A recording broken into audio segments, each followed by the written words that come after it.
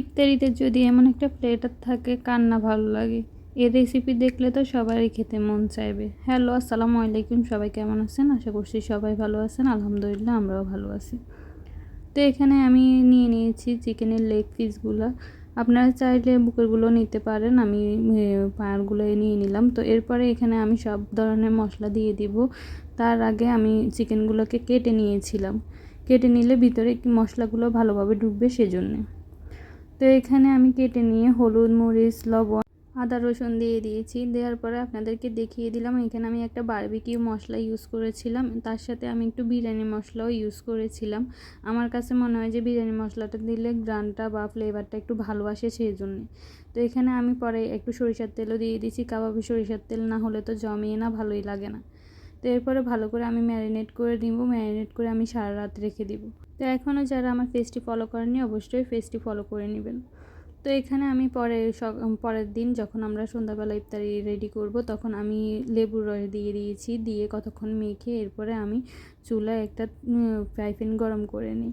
কারণ লেবুর রসটা যদি আগে দেওয়া হয়, আমি যেহেতু ভোর রাত্রে মেখে নর্মালে রেখে দিয়েছিলাম সেই জন্য আমি আর দিই নাই। আপনারা চাইলে তখনও দিতে পারেন, কিন্তু তখন না দিয়ে যদি ইনস্ট্যান্ট দেন তাহলে ভালো হবে, তেতো ভাবটা আসবে না। তারপর আমি একটা প্যান গরম করে নিয়েছি। প্যানের মধ্যে সরিষার তেল দিয়ে দিচ্ছি। অবশ্যই সরিষার তেলে করবেন। সরিষার তেলে করলে ফ্লেভারটা অনেক বেশি স্ট্রং আসে। আপনারা চাইলে এখানে আপনারা সয়া সস, চিলি সস, মানে যেগুলো আছে আর কি, বারবিকিউ সস, এগুলো ইউজ করতে পারেন। আমি ঘরে যা উপকরণ ছিল তা দিয়ে করার চেষ্টা করেছি। তো তেলটা যখন হালকা গরম হয়ে উঠছে তখন আমি চিকেনগুলো দিয়ে দিয়েছি। আমি চিকেনের মশলাগুলো ঝরিয়ে তারপর দিয়ে দিয়েছি, কারণ চিকেনের মশলা সহ দিলে তাড়াতাড়ি চিকেনটা পুড়ে যাবে, ভিতরে হবে না। আর একদম লো হিটে করতে হবে। কতক্ষণ পর পর 5 মিনিট পর পরে উল্টে দিবেন, দেখবেন যে কেমন কালার আসতেছে বা কেমন কি, না হলে পুড়ে যাওয়ার সম্ভাবনা থাকে। তো এরপর আমি এক এক করে একবার উল্টিয়ে উল্টিয়ে দেখতেছিলাম যে কেমন হচ্ছে। আর যখন দিবেন তখন দেখবেন যে অনেকগুলো পানি উঠছে, চিকেন থেকে অনেক পানি বের হবে।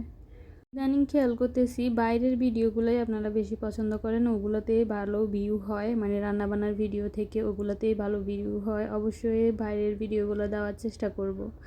তো এরপরে দেখতে পাচ্ছেন আমার এক পাশে একটু কালার চলে এসেছে। আমি উল্টিয়ে দিলাম। উল্টিয়ে দিয়ে আরও কতক্ষণ ভেজে নিতে হবে। প্রায় আমার এটা হতে আধা ঘন্টা 40 মিনিটের মতো সময় লাগছিল। তো এখন দেখতেছেন দুইটা আমি একটা উঠিয়ে নিছি, ওটা হয়ে গেছিলো। আমি একটু চেপে চেপে করতেছি, কারণ ভিতরে অনেক জায়গার মধ্যে তেল লাগে না এই জন্যে। তো দেখতে পাচ্ছেন আমার চিকেনগুলোর ফাইনাল লুক। তো ইফতারির সময় হয়ে গেছে, বেশি সময় নেই বলে তাড়াহুড়োতে অনেক কিছুই দেখাতে পারিনি। তো দেখতে পাচ্ছেন কেমন হয়েছে অবশ্যই জানাবেন। সবাই ভালো থাকবেন, সুস্থ থাকবেন। আল্লাহ হাফেজ।